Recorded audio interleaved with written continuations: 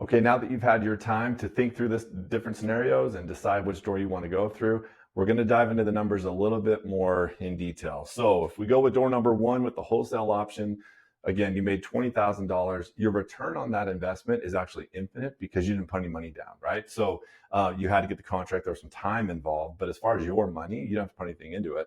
And so that's an infinite ROI, which again, tough to beat. And I highly recommend a wholesale in certain scenarios. Now, keep in mind, though, on the tax side, the IRS is always your partner, and they will ding you heavily for this decision. So they are going to consider that ordinary income, and so it'll put you in a different tax bracket. So let's just say that you're paying 30% in taxes, depending on where you're at, it could be more or less. And so you're going to pay roughly $6,000 to your business partner, Mr. IRS, and you will have $14,000 in your bank account. So not a bad option, even though, yes, you have to give $6,000 to IRS. Don't ask me why. Okay, door number two with the flip. Again, you made $40,000, but let's say we had to put $50,000 into the deal, and we got 100% financing for the construction. So you had to put 20% down, and then you made $40,000. That's a great return. That's a 80% ROI on your investment there. Keep in mind, again, 30% taxes. That's about $12,000 going to the IRS. So you have $28,000 in your bank account. So again, not a bad situation to be in. And so most of the time, to be honest with you, I would never even look at number three. I was always looking at number one or two. So here's what happens though. If you start doing the math on option three, it's pretty cool. So door number three, let's say we hold it for 5 years. We're going to assume 4% in appreciation for rent, as well as appreciation on the property itself. So typically in Chattanooga, it's 8 to 10% is what it's been for the last 3 years. We're going to be really conservative on our underwriting and say 4%.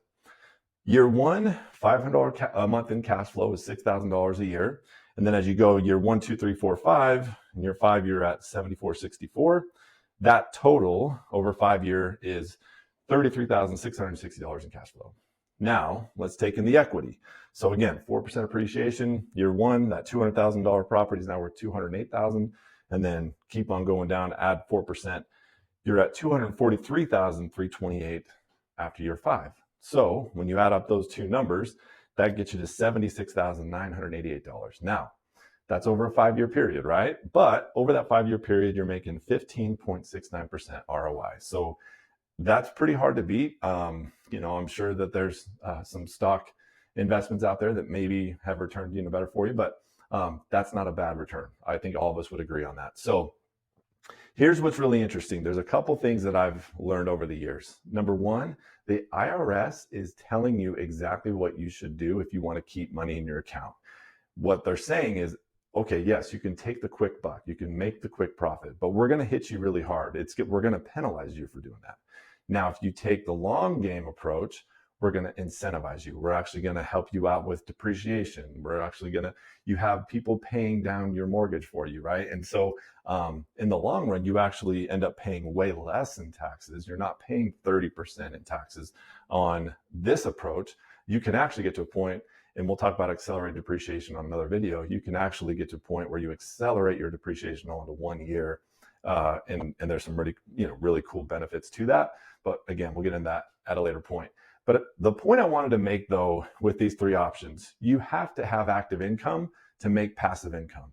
So if you are not obviously making money right now actively, you won't have the $50,000 to put down to make the passive income. So you need all of these options. These are all great options. Just different times. You need to make sure, though, that you're always trying to find a way to mix in number three. Always find a way to have passive income and build that, because we all know that over time, it's going to only grow and grow, as you can see just in this 5 year example. The other thing that I wanted to point out with that is, let's say that you were to flip that property. The minute that you flip that property, you're done. You can no longer make money off that home. So in essence, it's like getting a dairy cow, using it for a year or two and, enjoying the benefits of the milk every single day, and then going out and shooting it in the head. So once you do that, it has no more purpose. You can't do anything else with it.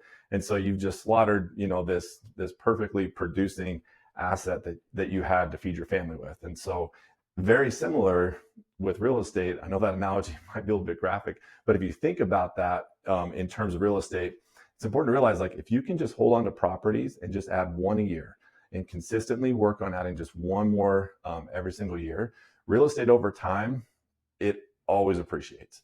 There might be 1 or 2 years where it's flat or maybe even goes down a little bit. Over a 10-year period, it will always appreciate.